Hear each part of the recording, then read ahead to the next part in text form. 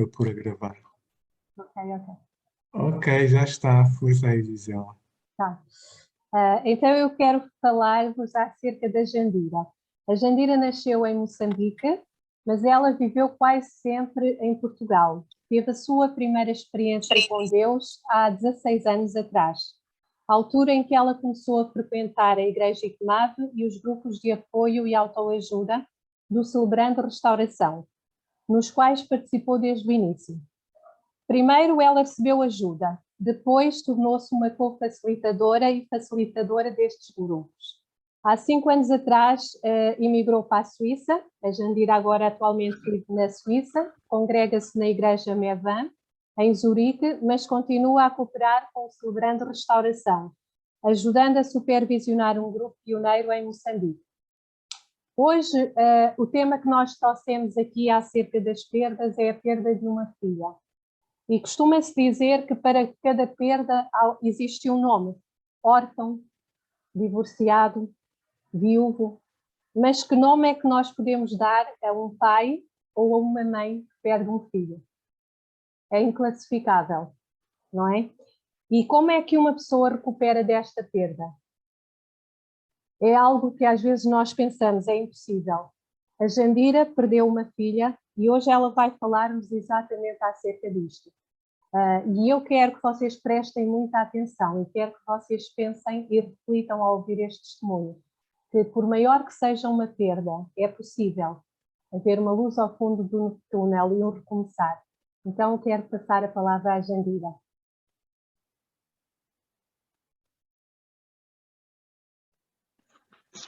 Olá, boa noite a todos, eu espero que me estejam a ouvir bem.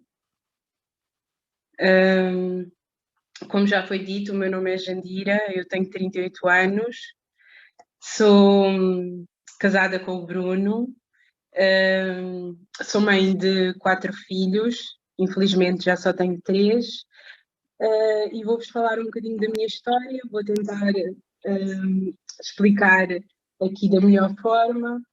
Eu conheci o Bruno e comecei a namorar com ele, era muito nova, tinha 14 anos.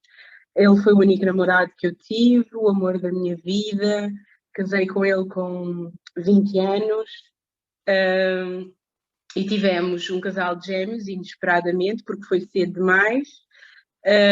Mas antes de chegarmos a isso, éramos um casal feliz, normal, com sonhos, com muitos projetos. Eu ainda estava a tirar um curso na faculdade de História da Arte, trabalhava também como assistente administrativa numa empresa, o Bruno trabalhava na empresa familiar do pai, tínhamos comprado um apartamento, um T1, e tínhamos também um carro comercial, portanto, tínhamos as coisas já bem estruturadas. Como casei nova, namorei muitos anos com ele, casei aos 20, e pensava que ia ser mãe entre os 25, 28, até lá ia viajar, ia acabar o meu curso na universidade, ia aproveitar a vida e tudo mais.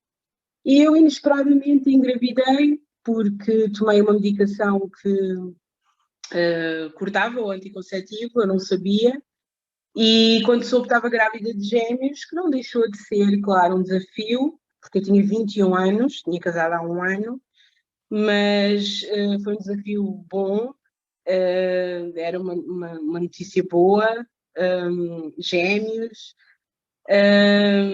só que infelizmente não correu bem. Eu entrei em trabalho de parto com 25 semanas, eles nasceram muito pequeninos, o menino tinha 690 gramas, ela tinha 678, eram mesmo muito pequeninos, muito frágeis, tiveram que lutar pela vida, pela sobrevivência, e é aí que a minha vida muda.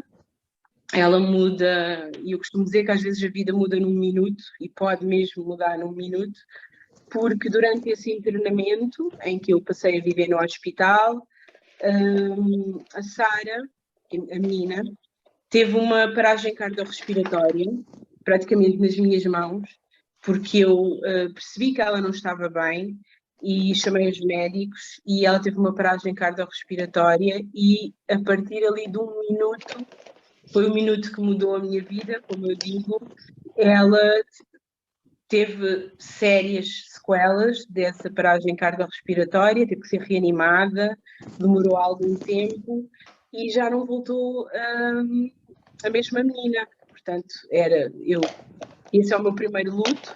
Eu vou-vos falar de 2 lutos na minha vida, mas o primeiro é exatamente quando eu perco uma filha saudável para ter uma filha extremamente doente, que ficou com uma paralisia cerebral grave, chamada tetraparésia. Portanto, ela tinha uma paralisia dos 4 membros, foi-lhe diagnosticado 96% de incapacidade.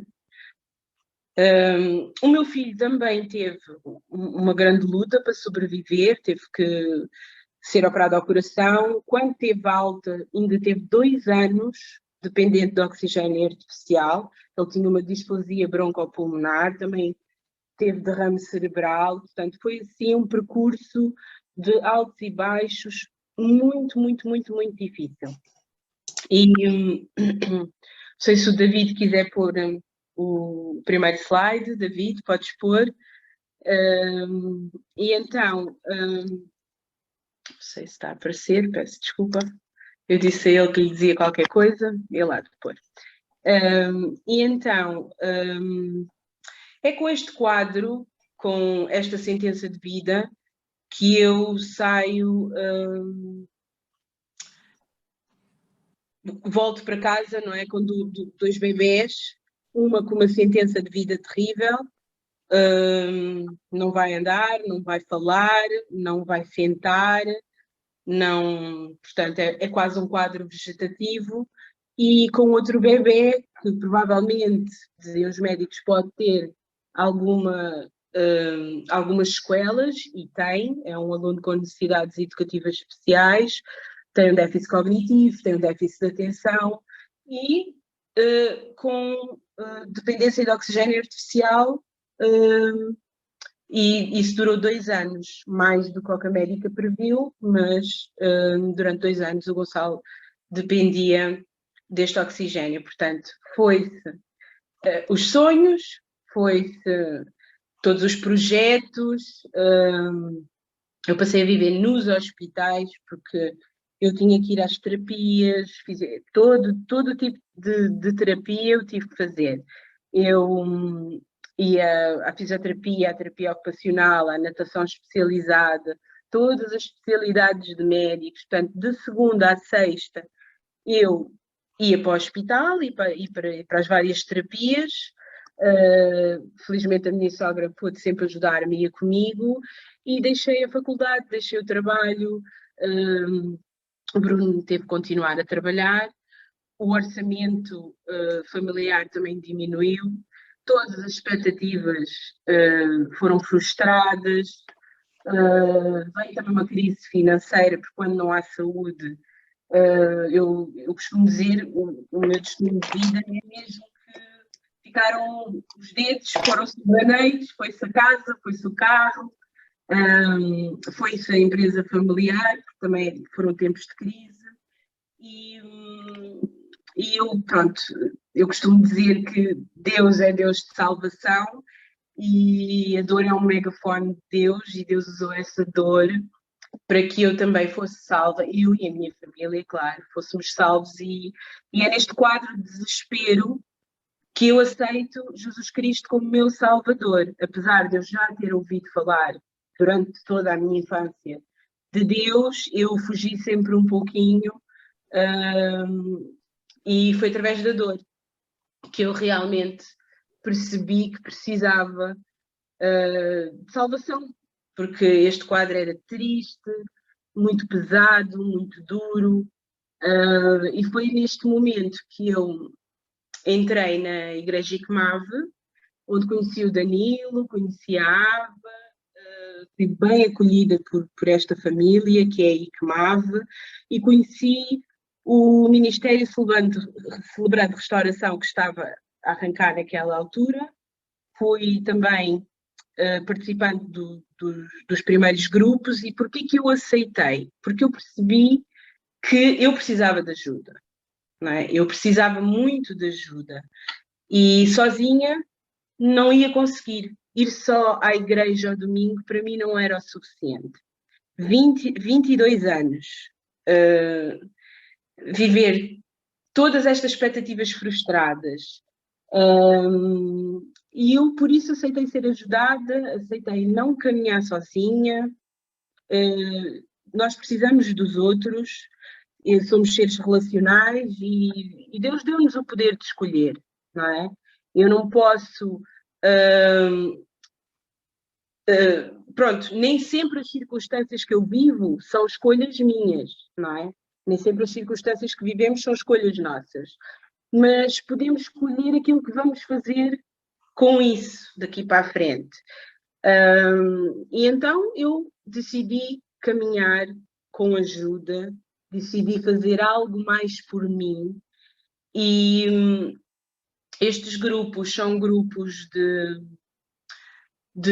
com regras de conversa terapêutica, têm técnicas, e foi uma ferramenta que Deus pôs na minha vida para me ajudar durante a minha vida quase toda, daí em diante.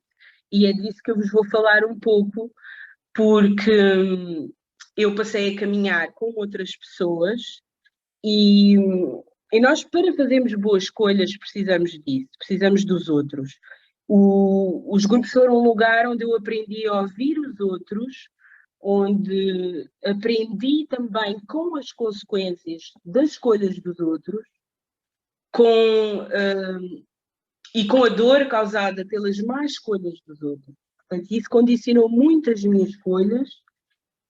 A dor foi professora, eu aceitei a dor, aceitei o ensinamento da dor, não é? E partilhei os meus fardos. Por isso eles também se iam tornando mais leves, porque uma das frases que nós aprendemos no grupo, e vocês vão me ouvir dizer algumas aqui, é que o fardo partilhado torna-se menos pesado. E que a dor sai pelo falar e a cura vem pelo ouvir. Portanto, falar da minha dor e pôr-me no lugar dos outros também foi criando em mim sensibilidade, empatia. Eu aprendi a estar em silêncio e isso é muito importante. Nós precisamos de estar em silêncio para ouvirmos a voz de Deus. E os filhos de Deus são guiados pelo Espírito de Deus, pela voz dele, não é? E isso exige sobriedade da nossa parte.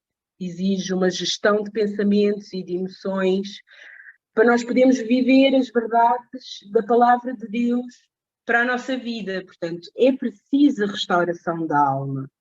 Senão, sou dominada pela minha alma, pelas minhas emoções, pelos meus pensamentos que não me deixam viver a verdade e limitam-me porque vejo tudo pelos óculos das minhas feridas, como por exemplo da rejeição.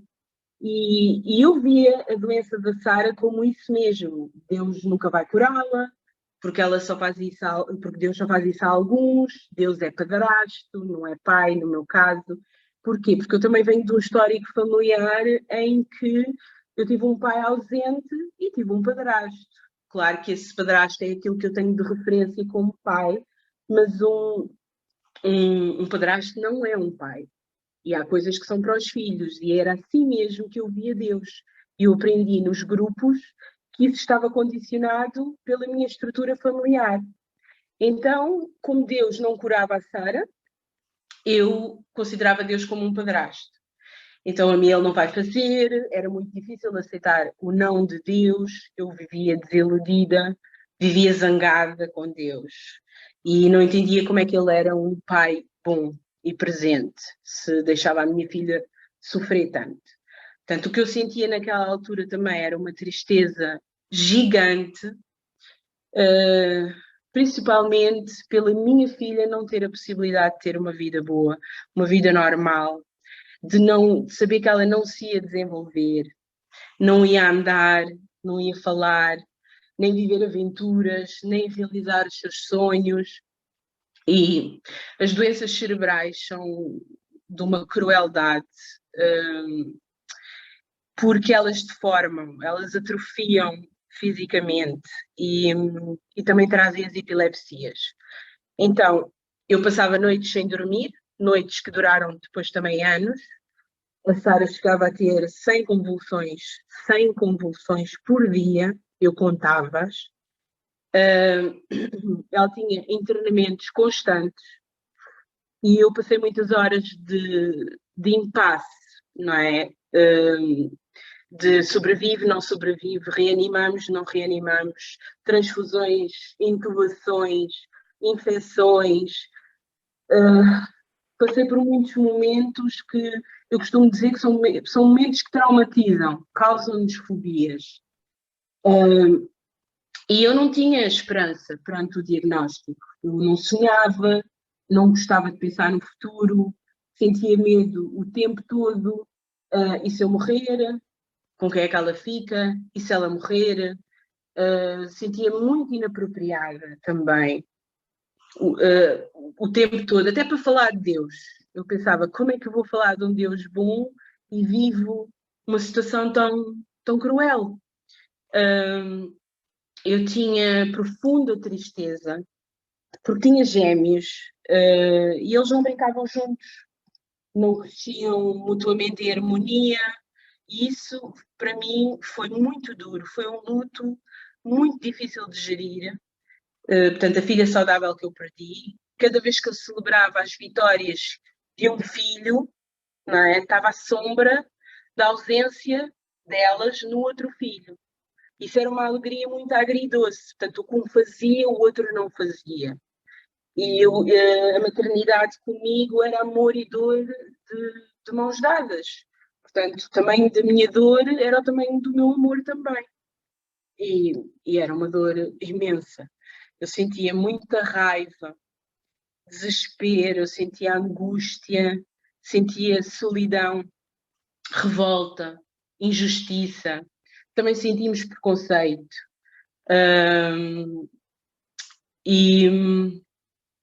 E depois havia, para além disso, também uma inadaptação ao meio, porque a minha situação era sempre diferente, não é? Não podíamos fazer nada daquilo que é normal, não podíamos ir à praia, não podíamos ir ao cinema, não podíamos ir a uma festa como família, não é? Porque a Sara era imunodeficiente, nem sempre ela aceitava estar tanto tempo numa cadeira, muito estímulo fazia com que ela convulsivasse. Não podia sair com os amigos, eu tinha 22 anos e deixei de sair com os amigos, de conviver com os amigos e estes amigos da minha juventude também tinham mais ou menos a mesma idade, ou um pouco menos, alguns, e também não tiveram maturidade para se manterem ao meu lado. Estavam a viver a juventude deles.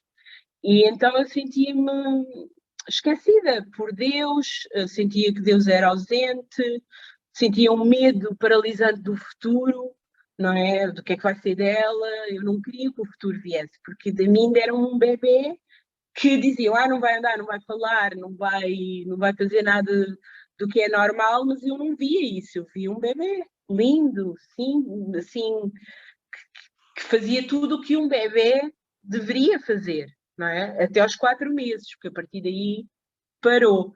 Só que é difícil e eu tinha que lidar também com explicar isso às pessoas. As pessoas não viam, diziam, mas ela é uma bebê, parece normal, e eu ter que explicar, não, mas é verdade, é isto que disseram, ela tem uma lesão cerebral grave, e também viver aquele tempo todo no hospital, tão nova como eu era, não é? Tive que crescer de uma forma bruta e lidar com todos os profissionais que muitos eram frios, tinham uma falta de sensibilidade enorme. Eu lembro-me que uma vez telefonei, a Sara estava internada e eu telefonei para o médico e a minha preocupação era simples, era se ela não mordeu a língua, se ela não teve nenhuma convulsão.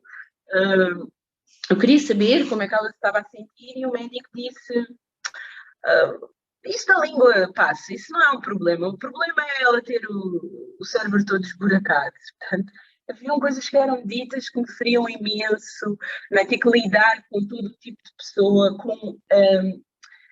com a intolerância e com o desconhecido. Portanto, as pessoas muitas vezes não entendem a deficiência, não é? Ir a um parque com a Sara não era só uma ida ao parque normal. Portanto, as pessoas perguntavam, olhavam, embora eu nunca tenha tido vergonha e nunca tenha tido o problema de explicar, não quer dizer que era sempre remoer o assunto, era sempre explicar o assunto, as pessoas olhavam, tinham reações, porque as pessoas não sabem muitas vezes como reagir, e é normal, eu entendo isso, mas tudo era diferente, não é? E outra coisa também que é importante referir é que o meu casamento ficou para o último plano, porque obviamente já não havia ao mesmo tempo para investir nele e nem muita capacidade emocional.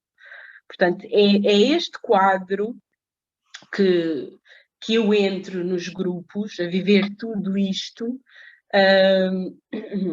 e nos grupos eu combati a solidão, eu fiz amizades de muito valor, que duram até hoje. Conheci vidas e histórias, eu aprendi verdadeiras lições de vida, eu vi beleza no meio da dor. Estes grupos têm regras de conversa terapêutica, têm valores e regras que são para ser seguidas muito, muito interessantes, que também mudam a nossa maneira de nos relacionarmos. Eu vi beleza nas cicatrizes, pois elas representam feridas que são curadas, e de onde Deus, que é um Pai amoroso, Ele não desperdiça lágrimas e transforma-as num bálsamo curador para ajudar os outros. E as nossas dores têm propósito, elas servem para ajudar os outros. Nós não somos represas, nós somos rios, e há sempre um propósito, não é? Tudo para ele e por ele, é assim que eu penso. E estes grupos foram, sem dúvida, uma ferramenta fundamental para eu me manter sã, não é? E não enlouquecer e não me tornar amarga. Eu falava do que sentia, falava das minhas dores, e como eu já vos disse, a dor sai pelo falar, a cura vem pelo ouvir. Eu falava dos meus anseios, eu era ouvida, valorizada, num lugar de empatia, de respeito, e sem comparações, porque a dor não se compara, a dor ampara-se. E pronto. E falar da raiva, falar da impotência, que era uma coisa que eu sentia e era avassaladora, a impotência de não poder mudar este diagnóstico. Eu lembro-me que quando eu tinha os gêmeos pequeninos, eles adormeciam, eu muitas vezes ia para o escritório dos meus sogros, que era ao lado, e ia investigar tudo sobre a doença da Sara. A minha cabeça não parava, não descansava, porque eu tinha que entender, tinha que haver uma solução, tinha que haver algo, tinha que haver a medicina, tinha que ter alguma resposta. Então eu passava horas a ler, a pesquisar, a tirar fotocópias e a cabeça a trabalhar, e aquela impotência que ele fazia, acabava a entender é bom, mas acabava por ser uma tortura, porque eu não conseguia mudar esse quadro. E era isso, dava-me muita raiva, trazia muito sofrimento. Eu não consegui fazer nada para além de levá-la às terapias e de tratá-la de uma forma terapêutica, não é? Mas o quadro não ia mudar. Eu podia minimizar o sofrimento dela. Eu ter que lidar com a falta de tolerância dos outros, e depois vocês sabem que há sempre aqueles encorajadores, não é? Que fazem tudo melhor no nosso lugar, não é? Conseguiam ter a casa limpa, conseguiam ter o comer feito a horas, a roupa passada a ferro. Há sempre esses encorajadores, não é? Que nos criticam de forma destrutiva, portanto, também saber lidar com isso é duro. A frieza, a falta de empatia com a deficiência e o cuidador, a falta de ajuda, da justiça social com a deficiência. E eu sentia-me inútil. Eu sentia-me inútil porque eu não podia trabalhar, não podia acabar os estudos e eu não dava valor ao que estava a fazer, não é? Devido a pensamentos que eu tinha, que depois, para a frente eu vou falar um pouco nisso, que tiveram que ser questionados e tiveram que ser transformados, não é? Porque eu achava que eu teria valor se estivesse a trabalhar e a contribuir. Foi aquilo que me ensinaram, é aquilo que nós consideramos normal, então eu sentia-me inútil. Eu achava que, pronto, não posso fazer nada. Eu vivia em angústia, mas pronto, ao aceitar ser ajudada e trabalhada, pondo o dedo na ferida, não é? Porque tratar das feridas emocionais dói. As feridas às vezes têm pus, estão infeccionadas e dói ir lá, não é? Limpá-las, tratá-las. Mas ao aceitar fazer isso, eu fui sendo curada progressivamente. E eu digo-vos já que é um processo que leva tempo e requer investimento. E foi quando eu passei também a entender, porque muitas vezes não é possível mudar as circunstâncias, mas é possível mudar a forma como nós as vemos. Mudar um pensamento às vezes muda o nosso mundo. E à medida em que eu era curada, eu passei a entender o valor do meu colo para os meus filhos, o valor da roupinha limpa, cheirosa, dos cabelos penteados, das mãos beijadas e massajadas, o valor dos abraços, da comida, das consultas, dos tratamentos em dia, a importância do verdadeiro amor de uma mãe que não se poupa. Pronto, eu passei a entender que aquilo que tem muito valor, não é? Nós pagamos um alto preço por isso. E, embora eu não pudesse ter grande expressão a servir na igreja, os meus sonhos de jovem, os meus estudos, a minha profissão, a minha liberdade foram um alto preço que eu paguei pelo que tinha e tem mais valor, que é a minha família. Então, o que eu estava a fazer era, sem dúvida, a maior expressão de amor e aquilo que tem mais importância. Então, eu parei de me deixar de sentir inútil, passei a dar valor àquilo que eu estava a viver. Eu nos grupos também aprendi a perdoar e como isso é libertador, a pôr os tais pensamentos e críticas destrutivas em questão. Por exemplo, tais como sou má mãe, porque eu exigia muito de mim, a um nível assim de perfeição, até do meu marido, não é? Que eu achava que ele tinha que ser perfeito e corresponder a todas as minhas necessidades e expectativas, como nós aprendemos ali com os filmes de Hollywood, não é? E felizes para sempre. E também pus frases em causa como nós ouvimos muito, follow your heart, né? Segue o teu coração, isso é uma mentira, o coração é enganoso, a palavra de Deus fala-nos isso. E eu tive que aprender a confiar também no meu marido como pai. Porquê? Resolvendo a minha ferida paterna de um pai ausente. Isso não só se refletiu no meu casamento, mas refletiu-se também no meu relacionamento com Deus como pai, não é? Porque eu não confiava nos homens, eu sempre cresci com um pai ausente, que pouco ligava, aquilo que eu ouvia era, não quer saber de ti para nada, então eu cresci com uma certa desconfiança da figura paterna, apesar de ter um padrasto, não é? Como eu já disse, mas a figura paterna para mim era uma pessoa que não existe, não me valoriza, não me dá grande importância, e então ver o Bruno como pai, para mim, eu não respeitava muito o espaço dele como pai, eu achava que eu é que tinha que decidir, eu é que ia conseguir resolver alguma coisa, aquilo que eu fazia é que tinha valor, e então essa ferida paterna, à medida em que eu fui resolvendo, que eu fui percebendo que eu tinha essa ferida, porque eu dizia que eu não sinto falta daquilo que nunca tive, não é? Portanto, o meu pai foi mesmo ausente, hoje, presentemente, ele não é um pai ausente.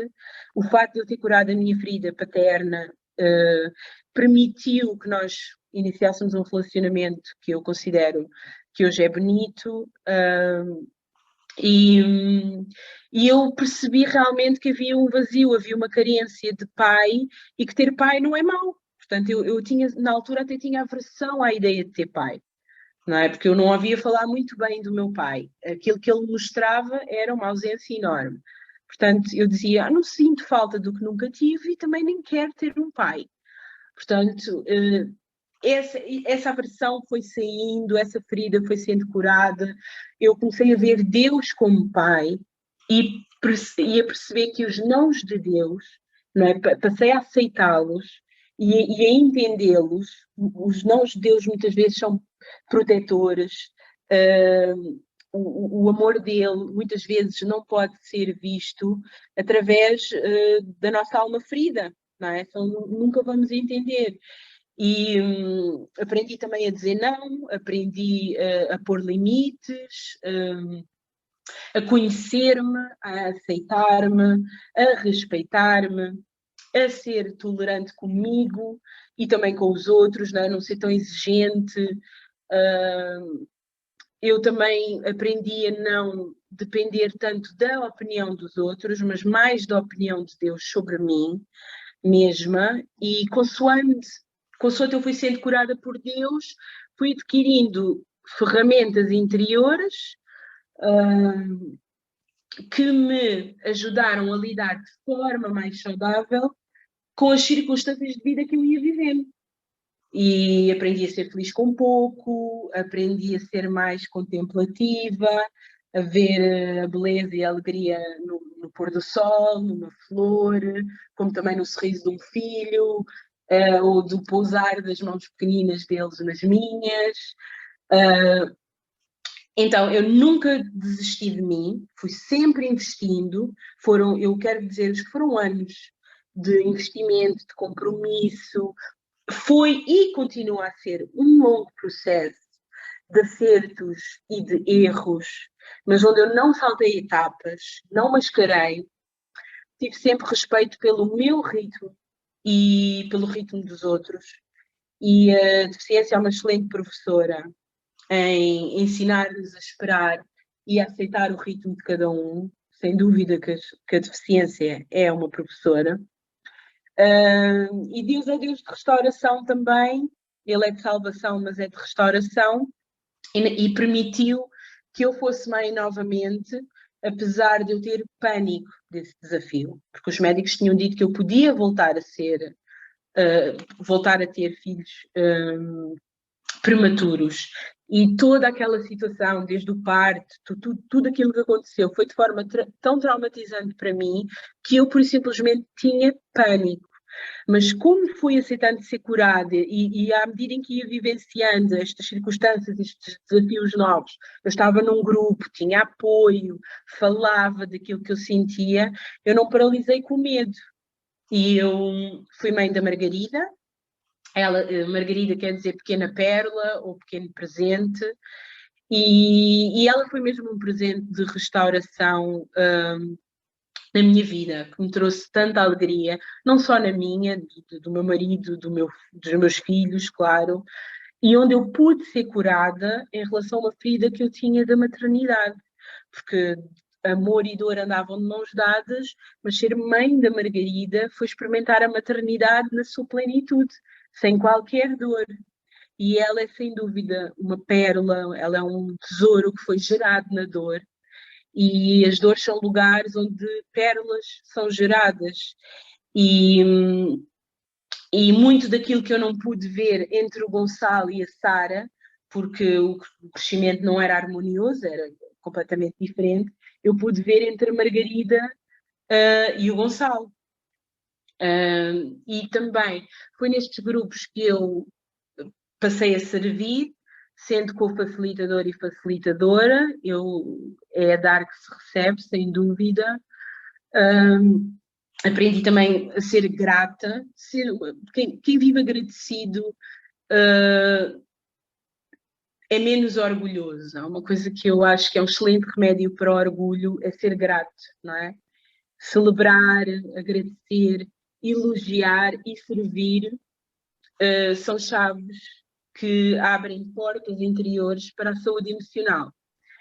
e elas retiram estes óculos distorcidos, por onde muitas vezes nós analisamos as situações de forma errada, e para mim tornou-se fácil entender que o mesmo Deus de amor que disse sim à cura da displasia broncopulmonar do Gonçalo,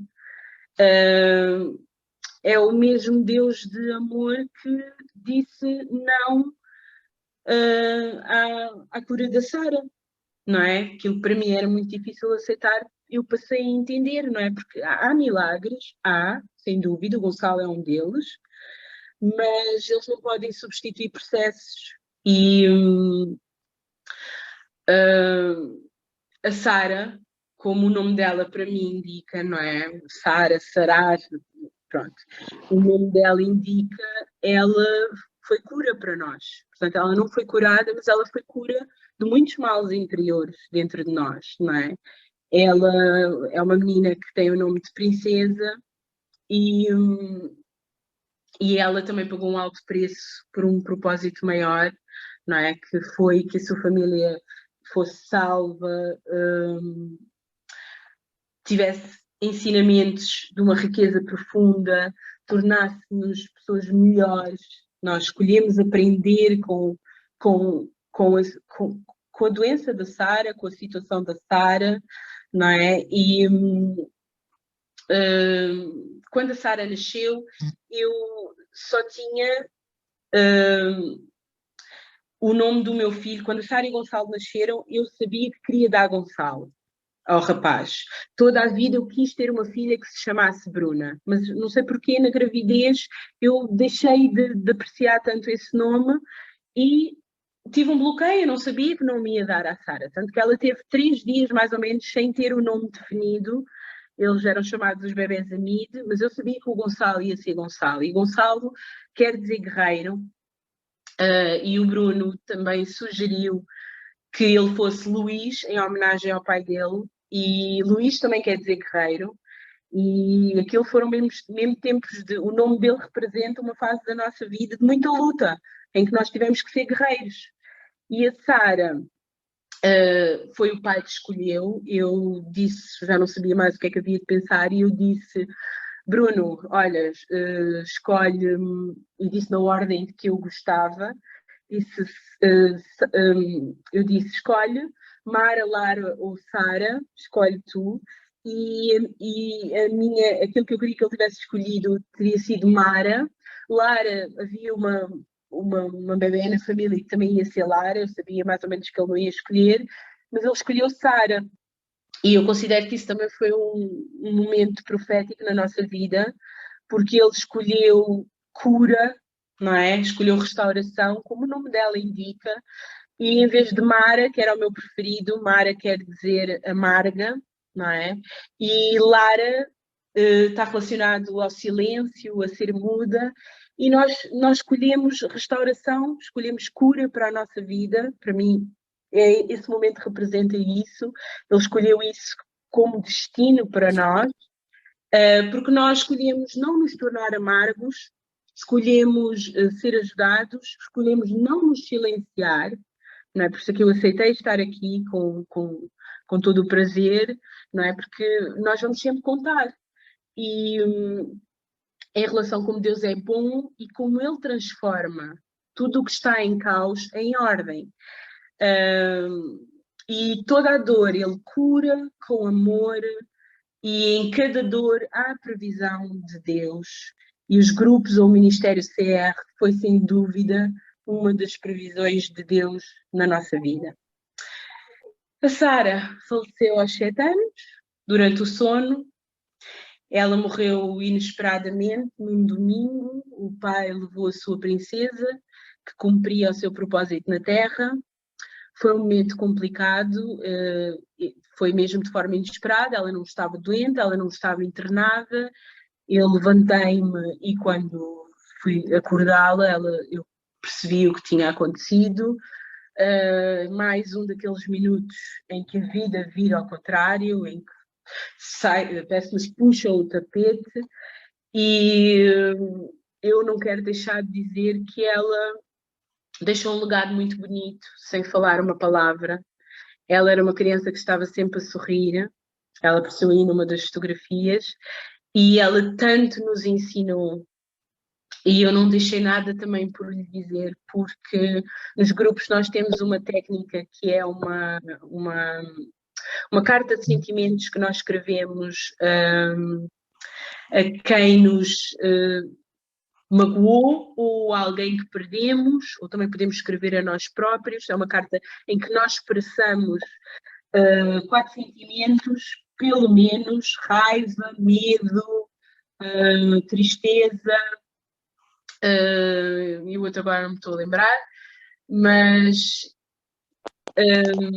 eu li essa carta à Sara sem saber que ela ia falecer, como é óbvio, mas acredito que Deus me estava a preparar, em que eu li a carta, em que eu expressei amor, eu expressei gratidão, eu pedi perdão também pela minha imperfeição como mãe.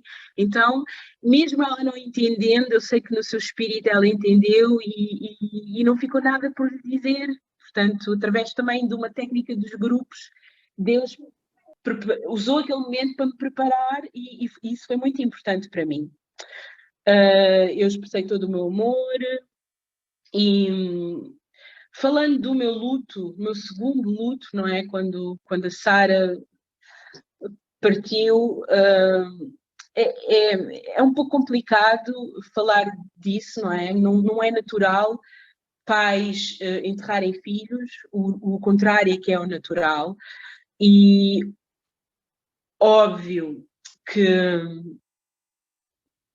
o facto de eu ter lido esta carta, o facto de eu ter cuidado de mim, das minhas emoções, ter aprendido a gerir os meus pensamentos, isso foi fundamental para viver este luto e o outro também, mas este luto de forma saudável. Porquê? Porque um dos pensamentos que me aprisionavam e que eu pude nessa carta ler à Sara era que, conforme eu via tanto sofrimento nela, porque foram muitos meses, eu posso dizer que de 7 anos de vida que ela teve, talvez 3, quase 3 anos, ela passou-os no hospital, a sofrer muito. E houve momentos na minha vida em que eu desejei que ela morresse. Não por mim, mas por ela. E uma mãe não convive bem com este tipo de sentimento, com este tipo de pensamento. E esta carta foi muito importante para depois eu não me afundar em falsas culpas, não é? Porque no meu segundo luto, eu vivi uma dor excruciante, dilacerante, como é de perceber, não é? Uma dor antinatural, e esta dor esconde um abismo perigoso e que nos quer empurrar para a morte, para o abandono, para a escuridão, para as falsas culpas.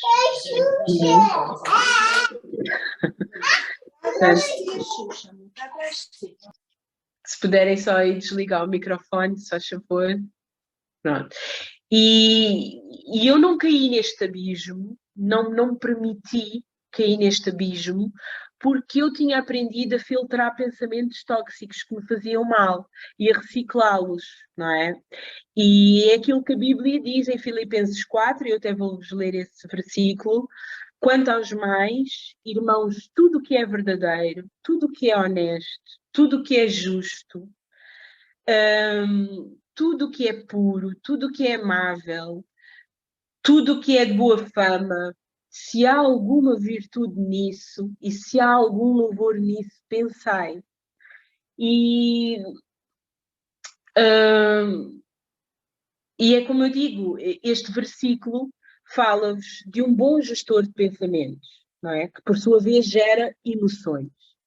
Então eu reciclava os pensamentos tóxicos que me faziam mal, que me faziam dano, e enchia-me dos pensamentos que vêm de Deus. E pronto, e também, claro, ferro com ferro se afia, não é? Os relacionamentos estão cá para nos trabalhar. À medida que nós vamos ser curando, Deus também vai pondo pessoas difíceis, vai pondo situações, circunstâncias para nós podermos, não é? viver de forma diferente todas essas coisas. E, portanto, eu também agradeço às pessoas que foram difíceis na minha vida, porque aprendi com elas, não é?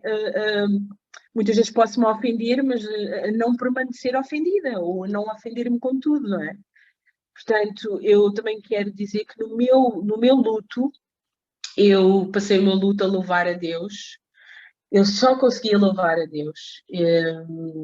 Foi esse louvor em que eu derramava todo o meu sofrimento perante Deus que me sustentou e que me livrou também desse abismo que vos falo. Porque louvar muda ambientes, muda atmosferas, ele afasta qualquer ação maligna e que obviamente se levantou naqueles tempos para me destruir, não é? Portanto, eu também preciso de vos dizer que nesta altura do meu luto eu fui muito amada, muito amparada por Deus, pelos grupos, pela igreja, pela família, pelos amigos. Nesta fase da minha vida, eu estava sozinha, o Bruno tinha emigrado para a Suíça, o Bruno foi o meu companheiro dos 14 anos, não é? Até casarmos, até ele ir embora para a Suíça, nunca tinha vivido longe dele. O Bruno emigrou em janeiro de 2013 por crise, por falta de emprego, porque estávamos a viver momentos difíceis e ele sacrificou-se, foi sozinho para a Suíça, onde eu vivo hoje presentemente, em janeiro. Em abril a Sara faleceu.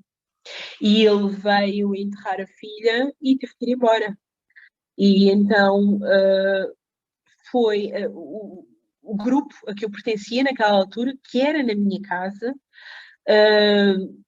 ou que passou a existir logo após a Sara ter, pouco tempo após a Sara ter falecido, foi previsão de Deus para o meu luto, não é? Porque para cada dor há uma previsão específica de Deus. E foi um momento em que eu tive um colo especial da parte de Deus. Mas agora focando-me um pouco no grupo que surgiu na altura, este grupo foi um grupo constituído pelas minhas melhores amigas, as tais amigas que não tiveram na minha juventude a maturidade para me acompanhar e que eu também não pude acompanhá-las, não é? Mas que eu nunca cobrei, que eu entendi, que eu consegui pôr-me no lugar delas, que eu não fiquei magoada com isso. Foram amigas que depois voltámos-nos a reencontrar e faziam parte da minha vida, faziam parte da vida dos meus filhos. Elas, penso que, pronto, influenciadas pela forma como eu lidei com toda a situação, aceitaram também entrar num grupo e investir na cura emocional delas. Também estava a minha família, estava a minha cunhada, a minha prima, que é como uma irmã para mim, e este grupo, além de eu estar a servir, nunca deixei de servir, nunca deixei de dar aos outros, serviu de amparo para mim. E Deus é Deus de restituição também, não é? De salvação, é de restauração, é de restituição. Eu acabei depois por voltar a engravidar e passei uma gravidez de alto risco, não é? Que eu não podia conduzir, não podia subir escadas, não podia... Mas este grupo também serviu de amparo para isso, porque estas meninas, elas cuidaram de mim, iam comigo às consultas, respeitaram as minhas lágrimas, os meus momentos de dor, os meus silêncios, o meu ritmo, não é? Elas ajudaram muito e eu também servi com a minha vida, com a minha dor, não é? Ao colo de Deus, sendo muito amparada, porque nós precisamos dos outros para todas as situações. Portanto, foi também algumas pessoas da ICMAV, dos grupos que também foi para a minha casa, que ajudou, que cuidou de mim. Foram tempos de tanto colo, de tanto carinho, de tanto amparo e também de usar aquelas ferramentas interiores que eu fui adquirindo Portanto, claro, não minimizou a dor, mas não se tornou tóxico e eu não me deixei afundar e é isso, o amor cura e eu fui muito amada. E a Madalena, que foi a minha filha que eu tive de seguida, ela foi um presente de Deus mais uma vez, de restituição, não é? Porque ela é uma menina muito linda, muito saudável e ela é muito parecida com a Sara, embora não é substituição, mas ela é um bálsamo, não é? Ela é restituição de Deus e chama-se Madalena,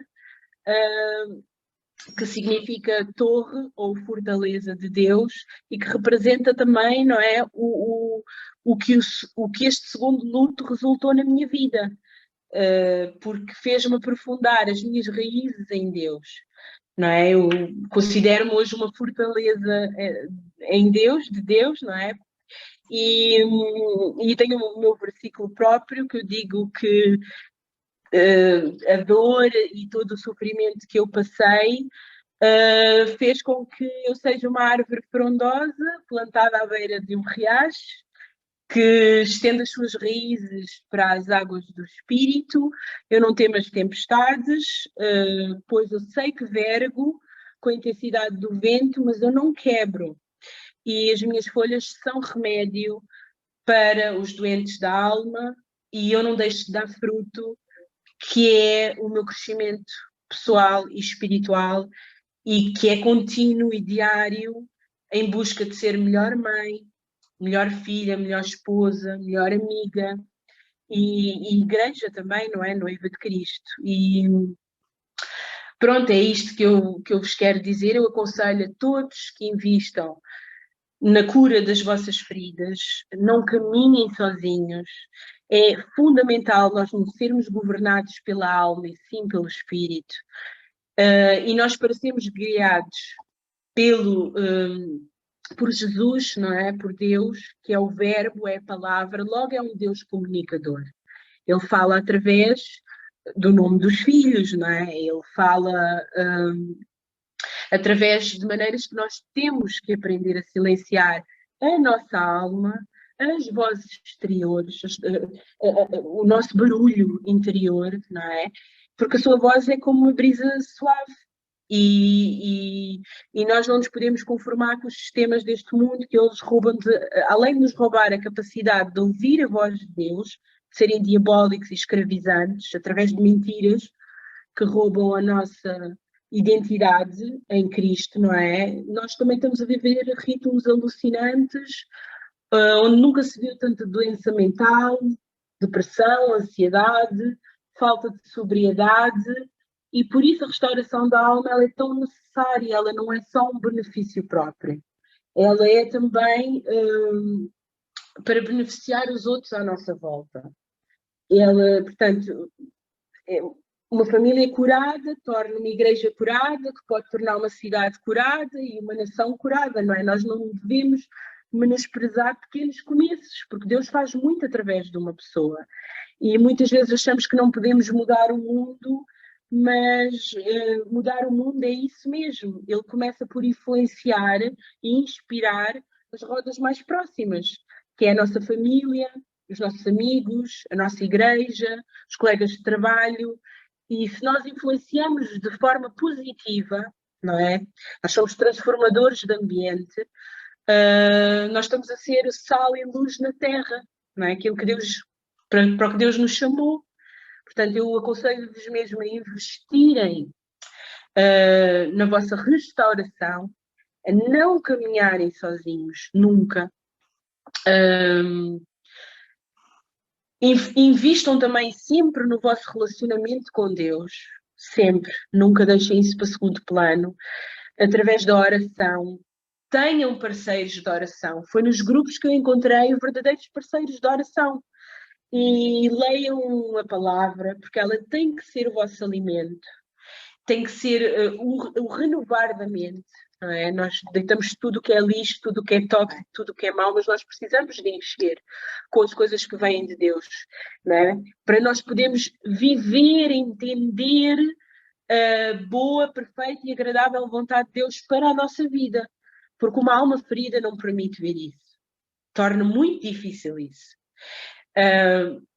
E eu tenho a certeza que, convidando o Espírito Santo para cooperar na vossa caminhada de restauração, vocês sem dúvida também vão influenciar e ajudar a curar os outros, porque pessoas feridas ferem, mas pessoas curadas curam. E pronto, penso que é só isto. Não sei se alguém quer fazer alguma pergunta, mas se passa a palavra ao Danilo ou à Gisela. Obrigada, Jandira. Muito obrigada pelo teu testemunho. Se quiserem fazer perguntas, podem colocar nas mensagens, que elas serão respondidas. Se quiserem colocar alguma questão em especial, alguma dúvida. Entretanto, o Danilo e a Dani, que são os supervisores do Celebrando Restauração, eu vou passar a palavra, se quisermos falar um pouco mais do trabalho, de projetos que tenham, e entretanto, se houverem perguntas vossas de seguida, vão colocando e serão respondidas, está bem? Pastor Danilo pode falar. Muito obrigado, Gisela. Jandira, fantástico, tão bom, né? Ver o desenho de Deus nas vossas vidas, esse desenho bonito. Somos família de um Pai incrível, de um Deus incrível. No mundo temos aflições, mas Ele prometeu estar connosco nas aflições e nas tempestades. E todos nós podemos ver, né, que isso aconteceu na vossa vida. Jandira e Bruno, muito obrigado. Um testemunho muito lindo. Eu iria sugerir também, se alguém quiser deixar no bate-papo, como está aqui, pelo menos no meu computador diz bate-papo, noutros talvez possa dizer chat, eu sugiro que expressem o vosso carinho pela Jandira e pelo Bruno, deixem mensagens carinhosas que nós iremos ler para eles antes de encerrarmos. Se calhar não é fácil fazer perguntas, não é?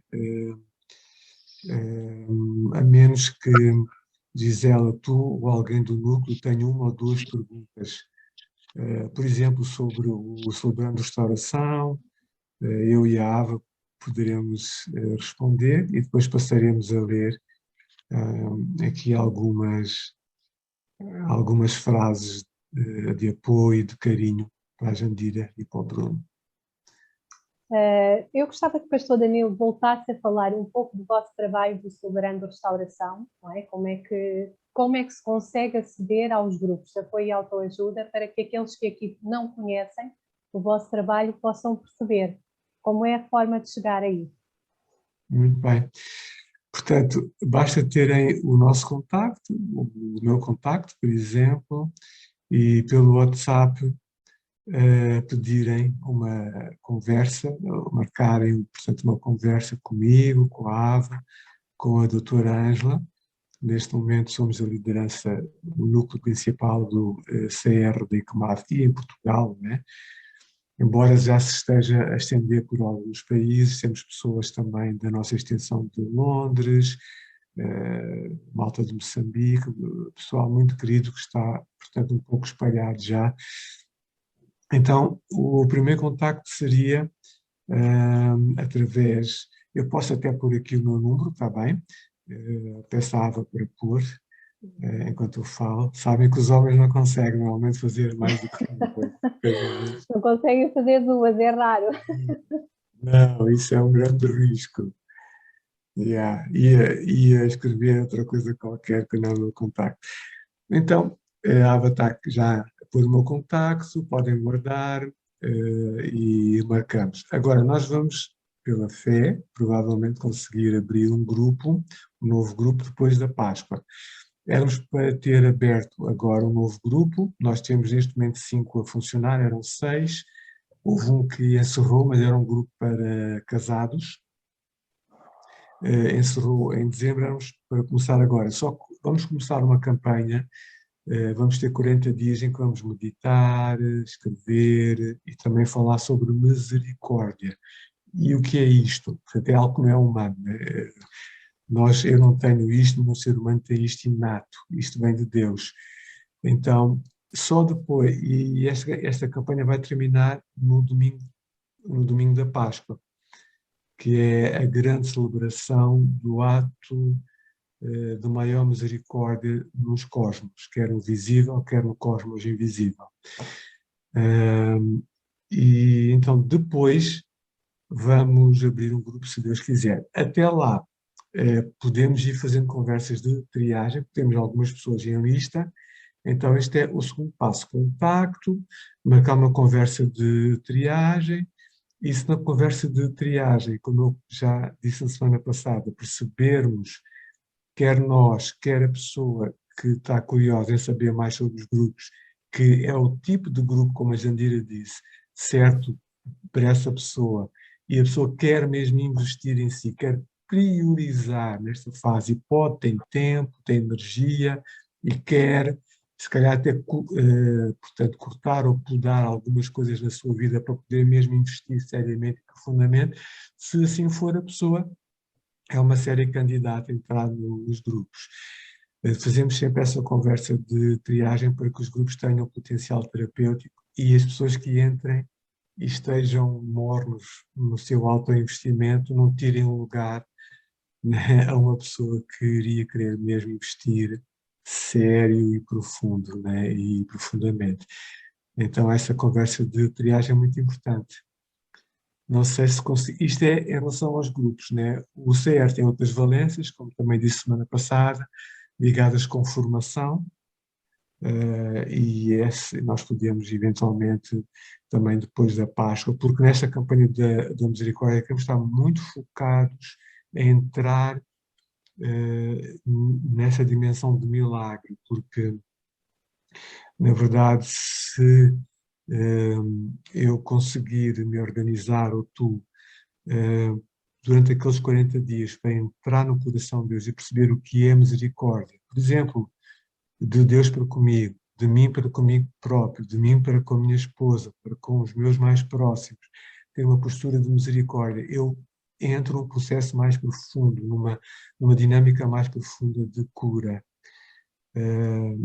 Como a Jandira disse, né, ter menos exigência por mim próprio, pelos outros, baixar as expectativas, ou seja, entra num processo mais curador. Então, nessa campanha, nós não vamos também fazer formação, mas depois podemos fazer formações online. Não sei se terias outra pergunta, Gisela, ou alguém mais. Eu penso que é importante, e também vais confirmar, relativamente ao trabalho, ele é interdenominacional, certo?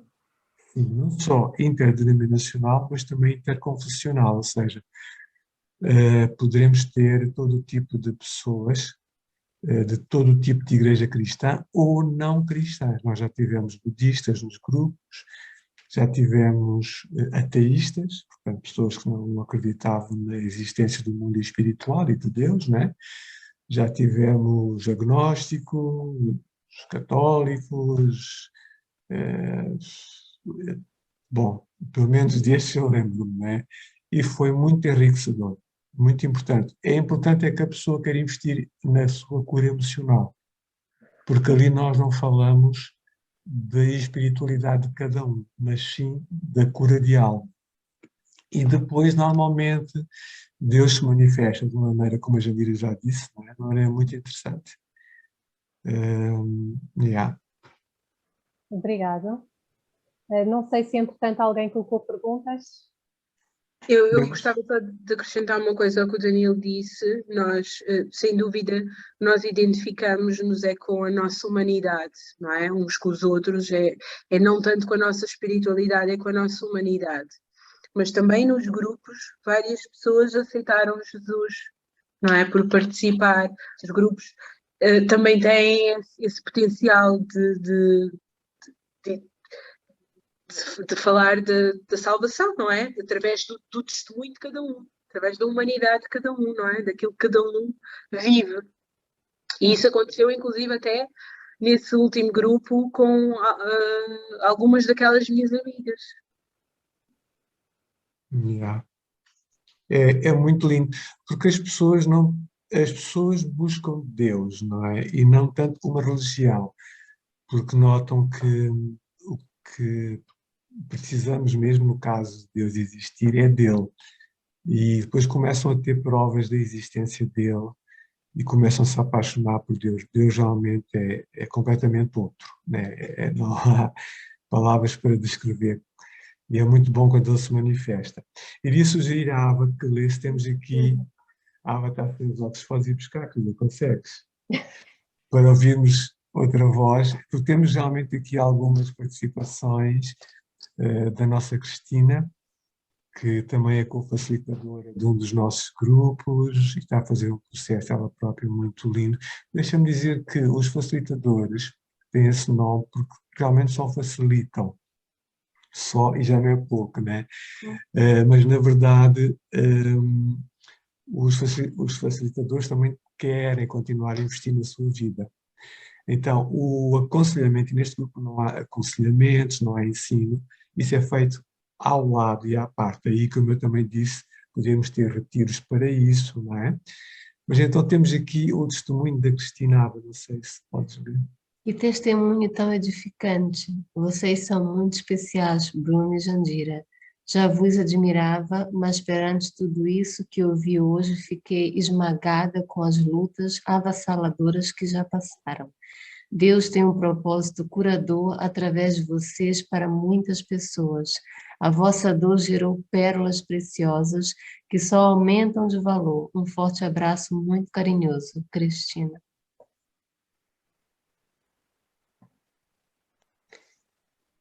Cláudia Branco. Sem dúvida, uma grande mulher. Deus faz milagres nas nossas vidas e o amor deste casal sempre unido no bem e no mal. Que Deus vos abençoe hoje e sempre. Obrigado, Cláudia. Obrigada. A Cláudia está em Londres. Temos a Teresa Carmo, que está ali perto de Mafra. Testemunho muito forte e incentivador. Muito obrigada, Teresa Carmo. Carmo também esteve em grupos, é uma mulher incrível. Temos aqui uma outra expressão. Um grande testemunho. Yeah. Sandra Rebelo, estou muito grata a Deus por te ter na minha vida. Vocês são um orgulho, uma fonte de admiração. Muitos beijinhos.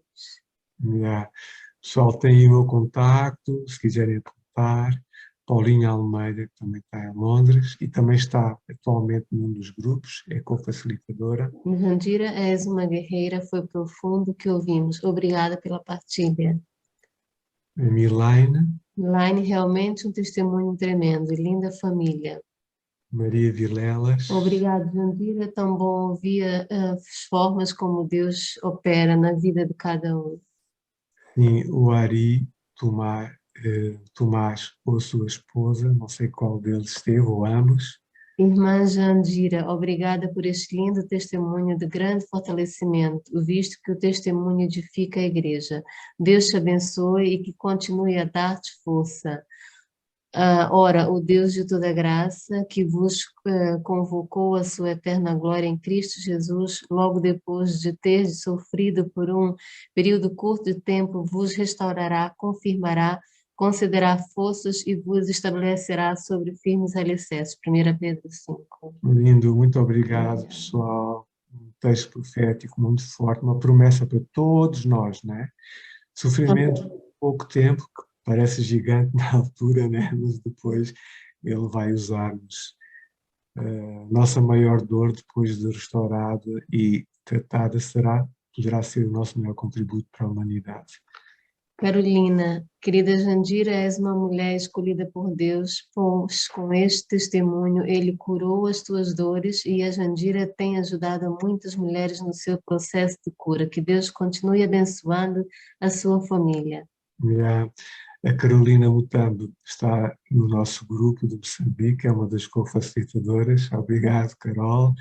Sarinha, Sara Jorge, outra guerreira, que também está num grupo de apoio. Uau, fiquei impactada com o vosso testemunho. Ainda estou a processar o vosso testemunho maravilhoso. Deus é muito bom. Vocês são uma linda família e tenho certeza que Deus vos vai usar para curar muitas outras pessoas. Um beijinho muito grande, de quem te passou a admirar com muito respeito. Deus vos abençoe. Glória a Deus. Obrigado, Sara. A Teresa Bacelar, nossa querida amiga. Obrigado, Jandira, Bruno, pelo vosso tão grande testemunho. Yeah. E o Bruno, o esposo. És linda, muito especial para Deus. Yeah, E para nós também, Jandira. Yeah, obrigado. Eu agradeço, obrigada pelas vossas mensagens. Então, da nossa parte é tudo. Devolvemos a bola, Gisela, a ti, ou o microfone. Ok, tá. Eu quero agradecer muito a vossa participação aqui. Como já tinha falado no início, portanto, neste projeto Sementes de Vida, nós decidimos convidar o Celebrando Restauração e que estas duas reuniões fossem feitas mais ou menos nos mesmos moldes que costumam ser feitos, para vocês conhecerem este trabalho tão importante de ajuda em grupos. Depois, na próxima semana, nós vamos continuar a falar sobre o processo das perdas, sobre testemunhos. Apenas ficará os sementes de restauração, os sementes de vida, e o Celebrando Restauração continuará o seu trabalho, não é? E sempre que houver oportunidade vamos nos juntar, certamente. Eu queria só passar aqui a palavra à Maria João, que ela faz parte do núcleo do Sementes de Vida, e ela queria deixar uma palavra a vocês em nome do núcleo. Tens que ligar o microfone, Maria João.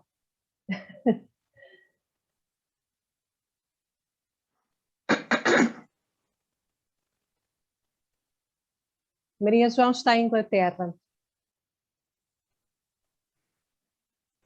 Boa noite a todos. Eu quero dizer que estou perfeitamente maravilhada com os dois testemunhos que ouvi, o de hoje e o da semana passada, que foram impactantes. E deixa-me também maravilhada o ver o quanto Deus é ilimitado. Ele usa a quem, ele usa o que quer, quando quer, como quer, aonde quer. Para Deus não há limites.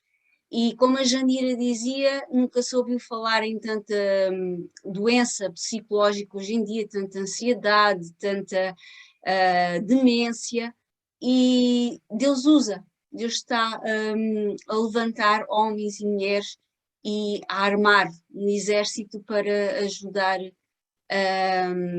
a humanidade e que as pessoas tenham, não sejam só palavras vãs, de ouvir dizer, eu vou orar por ti, mas é fazer mais alguma coisa pelo outro. É tremendo realmente ver o que Deus está a fazer e enriquecedor. Obrigada por virem ao Sementes, obrigada por partilharem connosco e nos mostrarem a riqueza de Deus. É tudo. Obrigada. Obrigada a todos vocês que também estiveram aqui presentes hoje, e eu queria reforçar mais uma vez que cada um que aqui está sabe as perdas porque já passou, e cada um de nós que aqui estamos sabemos se realmente conseguimos superar ou não. E se algum de vocês que está aqui hoje sente que está num buraco sem saída, que chegou ao limite das suas forças, que a perda é de tal forma que não consegue vislumbrar um caminho a seguir, então eu quero dizer especialmente àqueles que aqui estão e que se sentem assim, que existe sim um caminho a seguir, que existem perdas realmente, como nós temos falado, muito grandes, indescritíveis, mas que enquanto nós estamos vivos, a nossa vida faz sentido. Enquanto nós estamos vivos, é possível nos reerguermos. Enquanto nós estamos aqui, existem pessoas que estão dispostas a nos ajudar, existem pessoas que também sofreram perdas e que se levantaram. E não fiquem isolados, não fiquem sozinhos, aceitem ajuda. Temos, como vocês viram, tem o trabalho do Celebrando de Restauração, que é um trabalho de grupo. Temos o trabalho do Sementes de Vida, do aconselhamento individual. Agarrem-se, mas não fiquem isolados. É tão importante nós vivermos, nós somos seres humanos, somos feitos para viver em relacionamento uns com os outros. É assim que nós crescemos, é assim que nós somos restaurados. Muito obrigado mais uma vez ao pastor Danilo e a toda a sua equipa. E uma boa noite para todos.